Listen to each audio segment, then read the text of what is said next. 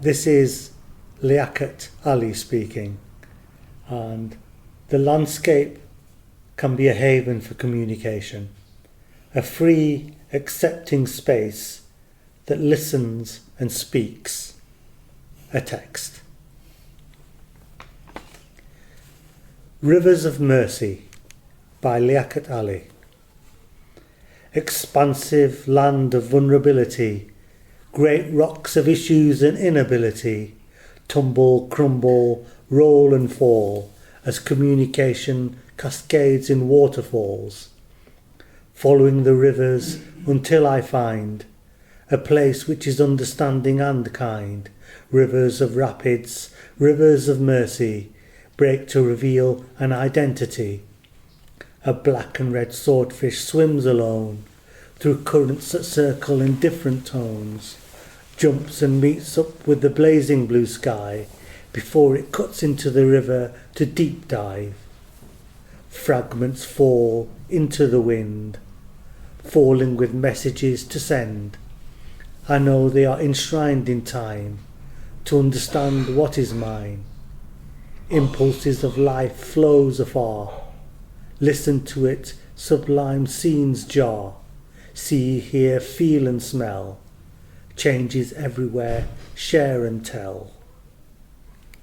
What's been your favourite part about coming along to these workshops? I think Louise leading the sessions and giving us sort of little prompts on how to write, how to start poetry, write poetry, get these sort of ideas flowing, and introducing us to like newer type of ways to write poetry.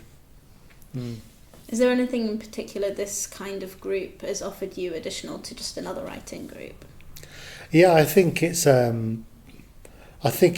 the atmosphere has been good, the tone has been good.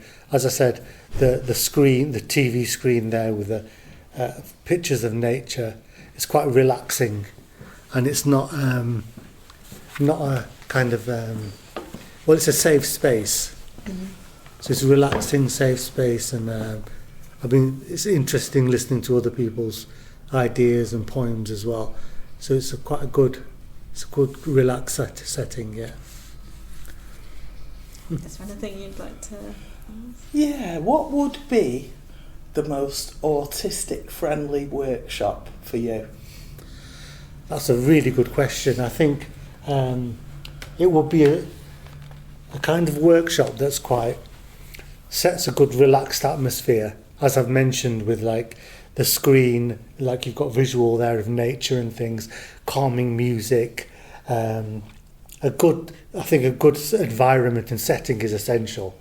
We went to a creative writing group, I think near where I was. As soon as I walked into the place, there was like candles lit on the sides, and the lights were dimmed, and you walked in and it was a great little atmosphere. There was obviously unusual lighting as well. So I think the environment, first and foremost, for a person who has autism, I think that's the key thing. And it's a quieter environment as well. And obviously the lighting is like lower.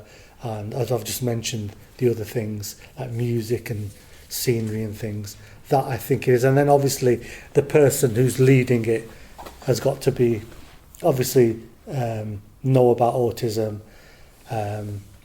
know about what kind of things that are needed, when breaks are needed, when you need a rest to recharge, knows when the energy is going down, and that kind of environment. So I believe you've got at least 400 poems Yeah. at home. Yeah. Is it your ambition to be published? Yes, it is, yeah. It is my ambition to be published. I think it would, because when I started my poetry, and I developed a style, it was more oral, the type of poetry. And I went to open mic nights, joined the Poetry Society here at MMU, and did some open mic nights and things. And then I thought, well, there's also, you could maybe also get it published as well, because with oral poetry and open mic nights, you don't necessarily think of the being published and such. But then when you come into the poetry library and you're reading books and etc., you're thinking, well, maybe you could do both. Maybe the oral poetry could be published as well. Mm-hmm. But then it's also, as regards if you can like make a living out of it, it would be great if you could be rewarded for poetry, yes? Mm. Okay.